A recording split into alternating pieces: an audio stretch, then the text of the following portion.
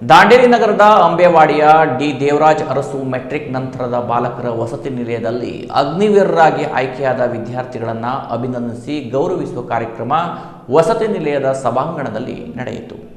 ದಾಂಡೇಲಿ ನಗರದ ಅಂಬೇವಾಡಿಯ ಹಿಂದುಳಿದ ವರ್ಗಗಳ ಕಲ್ಯಾಣ ಇಲಾಖೆಯ ಡಿ ದೇವರಾಜ ಅರಸು ಮೆಟ್ರಿಕ್ ನಂತರದ ಬಾಲಕರ ವಸತಿ ನಿಲಯದ ವಿದ್ಯಾರ್ಥಿಗಳಾದ ಓಂಕಾರ ನಾಯ್ಕಜಿ, ನಾಗರಾಜ್ ಕೋರೆ, ಚೇತನ್ ಬೋಗೂರ್ಕರ್ ಭಾರತೀಯ ಸೇನೆಯಲ್ಲಿ ಸೇವೆ ಸಲ್ಲಿಸುವ ಅಗ್ನಿವೀರರಾಗಿ ಆಯ್ಕೆಯಾದ ಹಿನ್ನೆಲೆ ಇವರುಗಳನ್ನು ಅಭಿನಂದಿಸಿ ಗೌರವಿಸುವ ಕಾರ್ಯಕ್ರಮ ಬುಧವಾರ ವಸತಿ ನಿಲಯದ ಸಭಾಂಗಣದಲ್ಲಿ ನಡೆಯಿತು. ಸನ್ಮಾನವನ್ನ ಸ್ವೀಕರಿಸಿ ಮಾತನಾಡಿ ತಮ್ಮ ಪರಿಶ್ರಮ, ಪ್ರಯತ್ನ ಹಾಗೂ ತಾವು ಎದುರಿಸಿದ ನೋವುಗಳನ್ನು, ಕಷ್ಟಗಳನ್ನು ನೆನೆಸಿ ಭಾವುಕರಾದರು. ತಮ್ಮ ಸಾಧನೆಗೆ ಬೆನ್ನೆಲುಬಾಗಿ ನಿಂತ ತಂದೆ ತಾಯಿಗಳಿಗೆ ಮತ್ತು ನಿಲಯ ಪಾಲಕರಿಗೂ ಕೃತಜ್ಞತೆ ಸಲ್ಲಿಸಿದರು.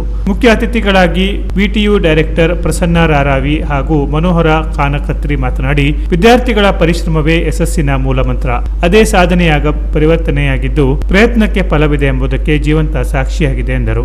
ನಂತರ ಕಾರ್ಯಕ್ರಮದಾಗ ಅಧ್ಯಕ್ಷತೆ ವಹಿಸಿದ್ದ ನಿಲಯದ ಮೇಲ್ವಿಚಾರಕರಾದ ಶ್ರೀ ಚಿದಾನಂದ ಚಿಕ್ಕೊಪ್ಪ ಸರ್ ಅವರು ಮಾತನಾಡಿ, ನಿಲಯದ ವಿದ್ಯಾರ್ಥಿಗಳ ಸಾಧನೆಗೆ ಅಭಿನಂದನೆ ತಿಳಿಸಿ, ನಿಲಯದ ಎಲ್ಲ ವಿದ್ಯಾರ್ಥಿಗಳು ಸಹ ದೇಶದ ವಿವಿಧ ಕ್ಷೇತ್ರಗಳಲ್ಲಿ ವಿವಿಧ ರೀತಿಯಲ್ಲಿ ಪ್ರಾಮಾಣಿಕ ಸೇವೆ ಸಲ್ಲಿಸಲು ಆಯ್ಕೆಯಾಗಿ ನಮ್ಮ ದೇಶವನ್ನ ಪ್ರತಿನಿಧಿಸಬೇಕು ಎಂದು ಹೇಳಿ, ಅಗ್ನಿವೀರ ವಿದ್ಯಾರ್ಥಿಗಳ ಮುಂದಿನ ಜೀವನ ಸುಖಕರವಾಗಿ, ಆರಾಮದಾಯಕವಾಗಿ, ಇನ್ನು ಉನ್ನತ ಯಶಸ್ವಿನಿಂದ ಕೂಡಿರಲಿ ಎಂದು ಹಾರೈಸಿ, ವಿದ್ಯಾರ್ಥಿಗಳ ಸಾಧನೆಗೆ ವಸತಿ ನಿಲಯ ಬೆನ್ನೆಲುಬಾಗಿ ಇರುವುದು ಎಂದು ಹೇಳಿದರು.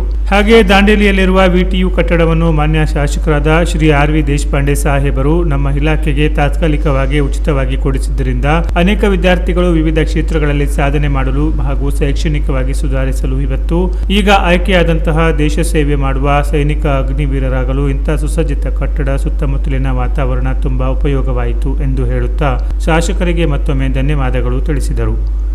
ಸಂದೀಪ ಡಂಬಲ ಪ್ರಾರ್ಥಿಸಿದರು. ಚಿದಾನಂದ ಬಬಲಾದಿ ವಂದಿಸಿದರು. ವಸತಿ ನಿಲಯದ ವಿದ್ಯಾರ್ಥಿಗಳಾದ ನಾಗರಾಜ ಮೇಟಿ, ಸಂದೀಪ ಮಿರಾಶಿ, ರಾಮು ಬೋಡೇಕರ್, ಸ್ಯಾಮುವೆಲ್ ವಡ್ಡರ್ ಅವರು ತಮ್ಮ ಅನಿಸಿಕೆ ಹಂಚಿಕೊಂಡರು, ಅಭಿನಂದಿಸಿದರು. ಈ ಸಂದರ್ಭದಲ್ಲಿ ನಿಲಯದ ಸಿಬ್ಬಂದಿ ರಾಕೇಶ ಕೊಮ್ಮಟೇಕರ್, ಚಿದಾನಂದ ಚಲವಾದಿ, ಸುಭಾಷ್ ಕಾಂಬ್ಳೆ, ನಾಗೇಂದ್ರ ಕುರುಬರ, ರಂಜಿತಾ ಧಾರವಾಡಕರ ಸೇರಿದಂತೆ ನಿಲಯದ ಎಲ್ಲ ವಿದ್ಯಾರ್ಥಿಗಳು ಉಪಸ್ಥಿತರಿದ್ದರು.